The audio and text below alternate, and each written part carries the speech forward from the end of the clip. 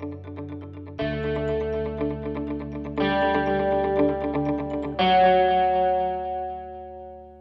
next speaker is Jay Kaufman.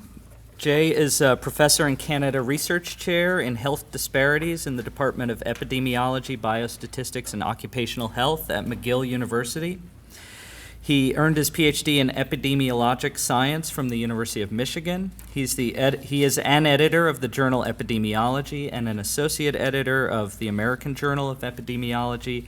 He's also the recipient of a Fulbright Award, and he has over 200 publications in peer-reviewed journals. Jay Kaufman. So I'm going to talk about the idea of negative controls in epidemiologic research, genetic epidemiology. It's an old idea that comes from experimental studies, and we can generalize this to thinking about observational studies as well, the kind that I do and the kind that we do in genetics. You know, they're observational because we don't give anybody genes in a randomized trial, or we don't give them race in a randomized trial. So when we look for associations between genetics and racial disparities, we're doing all observational work. But the idea of negative controls comes from this experimental tradition where we want to see if there's some null or placebo condition so that we can detect if there's some impropriety in our research. So the idea of the negative control is that there are some situations, some units in which we would expect a null response. And we use this to try to detect if there's some systematic bias, some kind of impropriety, some kind of measurement error, some kind of confounding, something wrong with the way the laboratory is calibrated or something like that, to try to detect that. So a classic example in an experimental study is the idea of a placebo, where you give somebody the placebo, they're not supposed to get the effect. So if we had some kind of a surveillance study and we were interested in the side effect of our drug that we're giving people, maybe 5% of the people who get the drug have a migraine, and we're interested in knowing if that's an effect of the drug. When we have a placebo that we give people, if 5% of the placebo group also gets the migraine, then those negative controls serve to show that this is not really a physiologic effect of the drug itself. This is a common idea in laboratory studies. When I was a doctoral student, I was working in Nigeria, and I was collecting urine from people and shipping it back to the United States to be tested for sodium excretion. And we ran these things through the lab every so many samples, every 10 samples or 20 samples, we'd run through distilled water or something through the lab to make sure that we got 0 for the sodium content of the distilled water to make sure it was calibrated correctly. So this is the idea of a negative control in an experimental study like that. Now, in observational studies, we can do the same thing by thinking about ways in which we can detect if there's some kind of confounding or impropriety in our observational data. And there are many clever examples in literature that have occurred. For example, there are a couple of papers by Dana Flanders at Emory where he comes up with this idea of saying that, if we're looking for some environmental exposure, so in the example in one of these papers, he was looking at ozone levels and emergency room admissions for asthma. And he was worried about some kind of confounding, that there may be something that happens when there's high ozone that would actually be the cause of the emergency room admissions, and it's not really the causal effect. So he used as a negative control the ozone levels at some future date. And if the ozone level, a week in the future, predicted the number of hospital admissions on a particular date, then there must be something wrong there. So we use this as a negative control because it could not possibly be a causal effect of the future ozone level. Another classic example is the idea of vaccination, like a flu vaccine. We know that there's a lot of excess mortality associated with elderly people who get the flu, so we ask people to get vaccinated for the flu, and we see that people who get vaccinated have lower mortality, which is a good thing. Except that there's a problem because people have some volition about whether they get vaccinated or not. They might decide to get vaccinated because they're more health conscious people. And so some of the effect that we're seeing in the vaccinated people is being the kind of people who get the vaccine, not the vaccine itself. And so this was detected in a study using negative controls by realizing that there are some years in which the anticipated active virus that's going to be circulating that year is misjudged. How do I say that? That they anticipate ahead of time what the circulating strain of the virus will be, and some years they get that wrong. So they're actually giving people a vaccine that's not protective against the circulating virus, and in those years, the people are essentially getting a placebo. So when you look at the data, you see that in fact the vaccinated people are still doing better. And they're doing better not because of the vaccine, but because of the kind of people who get vaccinated. So there are many examples like this in observational studies. We just had one actually, I had a student looking at elective and planned cesareans. We have too many cesarean sections in birth, and there's a feeling, especially among clinicians, that for people who've had a previous cesarean, that the next birth should be a planned cesarean. You don't let people labor. We found, we were looking for irrationalities in this decision-making process, and we found that when there was an adverse event in a hospital, like a uterine rupture, some terrible thing that happened to a woman, that the physicians after that point were less willing to let women labor. So they immediately went to C-section. So we saw this kind of dip in the C-sections, and then over a course of a year or so, it returned to its previous place. So we were concerned. It was a big data exercise. We're using thousands and thousands of records from many hospitals. We're concerned that there's some kind of confounding or some kind of impropriety in our design. And so we used a control condition of not the diagnosis of uterine rupture, which could affect physicians' decision-making this way, but instead the diagnosis of diabetes, which shouldn't have any effect. And in fact, we saw that the C-section rate after that diagnosis was flat. So in using the negative control like this, we open ourselves up to the possibility that we could find out that we were wrong, right? So the idea in these studies that we're going to talk about now about genetic explanations for racial disparities is, can we use the negative control idea to detect if there's some kind of bias in this process? A large body of biomedical work now reports these kinds of genetic explanations for racial disparities.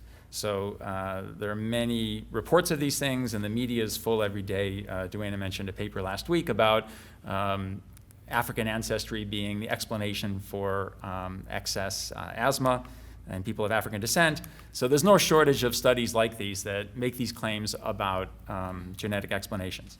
And so the question is, how can we use the negative control idea to detect in this process where there's some kind of bias or impropriety? So we're interested in the setting where our exposure is some kind of genetic variant, and our outcome is some observed racial group excess of disease. So we have more asthma in black people, or we have more prostate cancer in black people, something like that. And someone publishes and says, well, I found a genetic variant, and it explains this excess, and this is why black people have more disease like that. So we want to put through that process in the same way that we put the saline solution through the lab. We want to put through that process a situation where the gene could not possibly explain this excess disease. So it's not easy to come up with such an example, but when we find such examples, they can become very illuminating. So this is a paper that came out a couple of years ago, 2011, so a little over 3 years ago, on genetic explanation for black excess for asthma. And so this is in Nature Genetics, and an example of the kind of paper that we're talking about. And turns out to be a highly cited paper. This, 150 or so citations over the 3 years, so higher than the journal's average. Based on its impact factor, this is an influential paper in the field. And there's a lot of media attention for this as well, and the newspaper articles trumpet that, that these investigators have found a variant that's associated with asthma in African Americans, and that this is newsworthy for that reason. This explains this long-standing excess that people didn't know where it came from, and it comes from this variant that they discovered.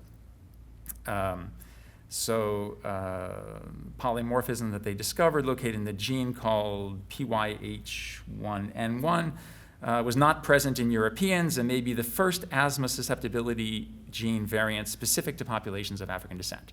It's a quote from the news release here. So it's a pretty clear statement that they found something in black people that gives them more asthma, and this is the explanation for that, or some part of the explanation for that excess. So in the published paper itself, this is what it looks like for the data where they display this. So this is the bad guy right here, the SNP, and you can have a T or a C at that locus. And they said this variation exists only, it doesn't exist in Europeans. So indeed, for the p-value here and for the association measure, the odds ratio, it's listed as NA, not applicable for Europeans, because there's no variation there. You can't make an odds ratio. You can't have some kind of an effect contrast if everybody has the same value. But for African Americans, you see, or African American and Afro-Caribbean, odds ratio of 1.34. So 34% higher odds of being a case of asthma as opposed to a control if you have this variant. So it looks from the published paper like this supports the news report, and in the text of the published paper they say pretty much the same thing. May be the first asthma susceptibility gene identified that is specific to populations of African descent. So that all seems pretty straightforward. This is in the published part of the paper. Now, it turns out that Nature Genetics has posted online something like 50 pages of appendix material after this paper. And in that appendix material, if you dig through it very assiduously, you eventually find this table, which shows, again, the same SNP, and that it can be a T or a C at that locus, and it gives the proportions of T's for the African American cases and controls, and just 100% for Europeans, because as we said, there's no variation for Europeans there. But the thing you realize if you look at this table, that the T's had 77% prevalence for African Americans in the cases and 72% in the controls. That means that T is actually worse for you, right? The higher risk is associated with the T allele, which the Europeans have 100%. So this is actually a variant that is protective. The variation that exists in African Americans is that about a quarter of the people of African ancestry are protected against asthma in a way that none of the whites are protected. And you couldn't know that from the published paper or anything that was said in the newspaper coverage. You can only see that if you take the time to wade through the appendix material.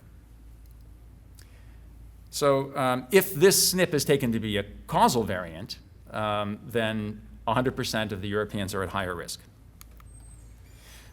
In the newspaper coverage, it's pretty clear that they had the opposite idea. So this says, gene discovered that raises asthma risk in blacks.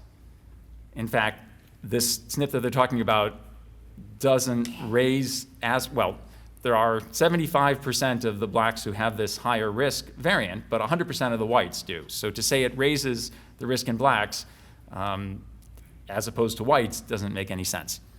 And they say, US researchers have discovered a genetic mutation unique to African Americans that could help to explain why blacks are so susceptible to asthma. But that's absolutely false. It cannot help to explain why blacks are more susceptible because it only could explain why whites are more susceptible. But the problem for these authors is that whites don't have more asthma than blacks. In fact, there's a big disparity that these authors are trying to explain in the other direction. There's no doubt that the authors in their interview that they give to the press and the way that the press report goes, that they are considering this SNP to be causal. You could think that really it's an association study, it's in linkage disequilibrium, it doesn't actually have to be the causal variant itself. But in fact, everything that they say in their interviews and in the newspaper article talks about the fact that this variant is not present in whites. In fact, Carol Ober, the senior author here, said, "We were very excited when we realized it doesn't exist in Europe," meaning this variant that they found was associated with an odds ratio of 1.34 in blacks, but which they don't say in the other direction. That is in the direction of protecting blacks, not harming them. So when I read this, I immediately thought that this was an example where the newspaper reporters had gotten it wrong, right? That the authors had written a perfectly valid scientific piece and that the reporters had messed it up. So assuming that this was malfeasance in the journalism community, a couple of us, including Duana and John, wrote a letter and we sent it to Reuters and we CC'd the authors and we said, oh, let us correct this mistake that you made. And Reuters responded to us right away and they said, no, we like the story the way it is, we're not going to change anything. They said they went back to the authors, the senior authors, Ober and Dan Nicolay, and checked. And those senior authors said, no, the story is fine the way it is. They said, we think your article is very well written. We don't have any major issues with it. We don't really understand the issues raised in Dr. Kaufman's letter. They said that perhaps the Reuters article slightly overstated the conclusion, but that is a subtle distinction, and we thank you for helping to promote our science. So they said, that's it. We're happy with it the way it is. So we were kind of baffled. We didn't really know what to do. So We just wrote directly back to the authors, and we were like, what, dude, what are you talking about? This is not possible. This goes in the other direction. There's no way that this can explain disparities. And Dan Nicolay wrote back to me right away, which is very nice. I mean, he didn't have to. He could have just ignored me. But he wrote back and he said, look, I understand that race is a sensitive issue. And this is an email that he wrote to me. I understand that race is a sensitive issue subject to many debates. In fact, I wasn't really debating race with him. I was just saying that the article is written in the wrong direction. But anyway, he says, my research is understanding molecular mechanisms, complex disease with the hope of improving treatment. It has nothing to do with debates about race. On the Reuters news item, let me state that there are several scenarios where our data could fit with that headline. I will not discuss these scenarios here because I'm convinced they'll produce other discussion, and I'd rather use my time on research. So to be fair, he doesn't owe me an explanation. You know, when I publish an article and some nutcase writes to me and tries to waste my time, I don't, answer or whatever. So he just wrote to me and very politely said, I'm not going to talk to you. And he doesn't have to. We also wrote to the journal, and we sent to Nature Genetics. We sent the editor of Nature Genetics the same letter and said, what are you guys going to do about this? Will you publish our letter saying that this is backwards? And the editor said, we agree with you. We think it's backwards, but our policy is not to publish letters unless they present new data, and you don't present any new data. So it never got corrected anywhere. This is just the way that it stands. So, a summary of this example. The investigators want to show the social relevance of their work by saying that it explains racial and ethnic disparities. They presented an example where logically it was impossible for their finding to explain any disparities, but they still fell lockstep, and the media lockstep into this trope that asthma is a disease that black get more of. We found a gene that has an odds ratio that's not null. Therefore, this is going to help us explain this excess risk in blacks. In fact, in this case, it was a negative control. It was impossible for that to explain anything, but everybody just went along with the typical story. Challenged to explain this inconsistency, the authors did not admit any error. They simply said that they had an explanation, but they would not tell us what it was. This work was funded by $7.4 million from this stimulus money that came out in 2009 during the crisis to give money to universities to try to do relevant research. And this particular grant promised that it would do research to explain racial and ethnic health disparities in asthma. So you could say that these authors had a vested interest in having to tell this story, right? It justified spending the money that they spent on this kind of a study. So that's one example. I'll tell you another story from another paper. So this is one that the first author here is Eric Corona from this lab with Carlos Bustamante and Atul Butte. And these authors, this is published in PLOS Genetics, they're computing a genetic risk score for the 52 populations in this panel, this worldwide panel that was used in the Rosenberg study, a diverse set of populations around the world. And they compute this genetic risk score for a bunch of different diseases, but they focus a lot on diabetes here. And they show, for example, that sub-Saharan Africans are at the highest risk of diabetes, genetic risk score, and that as you move away, Europeans are at a lower risk, and then you get to East Asians, they're at lower risk. You go out to Pacific Islanders, and they're at the lowest risk. And the problem with this is that it's exactly opposite of the observed disease prevalence.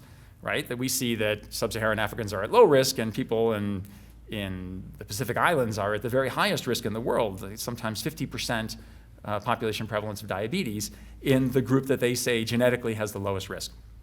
So they do mention this in the paper. They say this is the genetic risk, these people are at high risk, these people are at low risk. It doesn't actually match who has disease, but they say, well, this might argue that East Asians definitely do get diabetes, but we would say that they must be getting a different disease, right? So yeah, we have this slight problem that the data don't seem to match, but it must be a different disease. So of course we once again wrote a letter. PLOS Genetics, you just post your letter online. There's not actually any editing that goes on. So this was better than Nature Genetics, because Nature Genetics, they just refused to publish our letter. Here we get to post it online. So we wrote this letter and we said, you came up with this score, but as you noted, the primary objection, obviously, to this conclusion is that it completely contradicts the data that we observe, right? The epidemiologic data shows that there are groups with high prevalence and low prevalence, and you've created a map that looks like the opposite. If the genetic risk is so small that it doesn't actually determine who gets the disease, then why would we care about that? And more so, if the genetic risk is so small that it doesn't correlate with who gets the disease, how would we ever know if we were right or wrong? Right? How can you say that your model is right if you can't observe something that could disprove you? Right? And in fact, when you observe it, you say, well, that must be another disease. Right? So they wrote back again, very nice for them to write back. They didn't have to, but they published a rejoinder to our letter. And they said, we should not expect genetic risk to match observed risk. This objection that you raise is based on a common misconception that these should agree. This research that we did is inspired by the question, has the genetic basis of disease fluctuated more than can be explained by genetic drift? This question requires neither empirical evidence about disease occurrence nor other methodologically grounded in epidemiology. Wait, is that grammatical? Nor other methodology grounded in epidemiology. Inclusion of such data would be gratuitous and unnecessary to address the stated question. So they're basically saying, there's nothing you could observe that could disprove what we wrote. Okay? So, so the summary of this example, published findings are in complete contradiction to the observed reality. This fact is acknowledged by the authors. The logic of the negative control is to provide an opportunity to observe something that would invalidate the study. But here, the authors insist that no observation could ever contradict the stated findings because genetic risk is inherently unobservable. It's always mixed up with environmental risk. So nothing you can observe about people who are affected by environmental and genetic causes could ever tell you something about genetic risk. So I'm no philosopher of science, but this did make me wonder if this raises the old demarcation problem about what is science and what is metaphysics, in the sense that if someone says, oh no, nothing you can ever tell me, there is no negative control here because nothing can ever disprove what I wrote, then I'm starting to think that this is not the kind of science that I was brought up to think, there's this Popper guy and this thing about refutation and all that stuff that maybe that's not current anymore, but that's the way I was brought up to think, that things in science could actually be disproven. All right, in conclusion, the use of negative controls presume that scientists want to find out if their methodology is actually flawed. When we did this additional check on my student's paper about the diagnosis of diabetes versus the diagnosis of uterine rupture, we did it because we wanted to find out if we'd made a mistake. We wanted to open ourselves up to the possibility that something was wrong, and before we published and embarrassed ourselves, we wanted to check and see if that could possibly be true. In the two brief examples that I presented here, the authors rejected the opportunity to detect flaws in the inferential process, declaring instead that, in the first case, they had a theory which would explain the apparent contradiction, but they would not tell us what it was. And in the second case, that population genetic risk is not directly observable and therefore can never be contradicted by anything that you could ever observe.